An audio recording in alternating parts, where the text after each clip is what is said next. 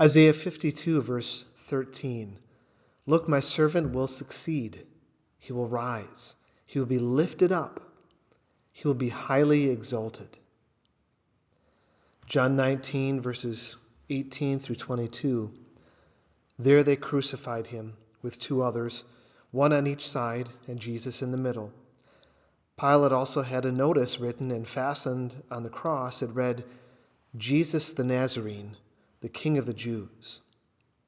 Many of the Jews read this notice because the place where Jesus was crucified was near the city, and it was written in Aramaic, Latin, and Greek. So the chief priests of the Jews said to Pilate, do not write the King of the Jews, but that this man said, I am the King of the Jews. Pilate answered, what I have written, I have written. Jesus was lifted up. There are two different meanings to that phrase. One is, literally hoisted up on a cross, and then highly exalted. The Bible uses both of those meanings. In John chapter 12, Jesus had said that he would be lifted up to indicate that he would die on a cross. And the people at that time perfectly understood what he meant with those words. On the surface, then, it might seem highly ironic that the Isaiah verse says that he would be lifted up in the other sense, in the sense of highly exalted. But no, both senses are true at the same time, and this is God's intention. It was for this very reason that Jesus came. This is how he would glorify his Father and save us, by being lifted up on a cross, just like Moses lifted up the bronze snake in the desert, so that whoever trusts in him is saved.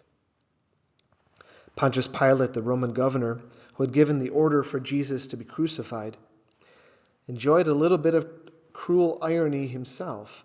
The sign of Jesus' cross that declared what crime he was guilty of read, Jesus the Nazarene, the King of the Jews. Pilate knew that the Jewish leaders hated the Romans and were all waiting for the King of the Jews to come and their false understanding of the Messiah. Pilate knew it would greatly annoy those leaders for Jesus to be officially called this on this sign. And yet it's true. This is exactly who Jesus is, the King that God promised. Note this well. This is exactly how Jesus served as our King. There is no greater kingly act. He protects and saves us, his people, at the cost of his own life. He is the shepherd king who lays down his life for the sheep. John chapter 19, verses 28 through 30. After this, knowing that everything had now been accomplished, in order that the scripture might be fulfilled, Jesus said, I thirst. A jar full of wine vinegar was sitting there. Immediately one of them ran, took a sponge, and soaked it with vinegar. Then he put it on a stick and gave him a drink. When Jesus had taken the wine vinegar, he said, it is finished. Then bowing his head, he gave up his spirit. It is finished. Those are clear, straightforward words.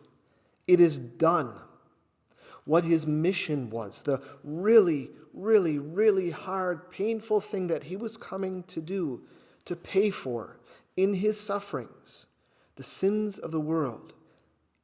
He had finished the payment, like the stamp by the bank on your loan papers when you've made the final payment. The stamp declares paid in full.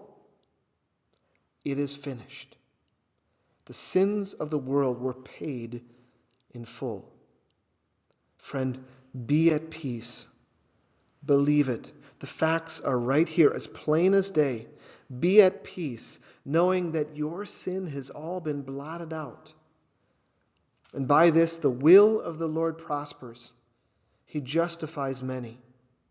He bore our iniquities. So whoever trusts in him is declared forgiven, justified before God.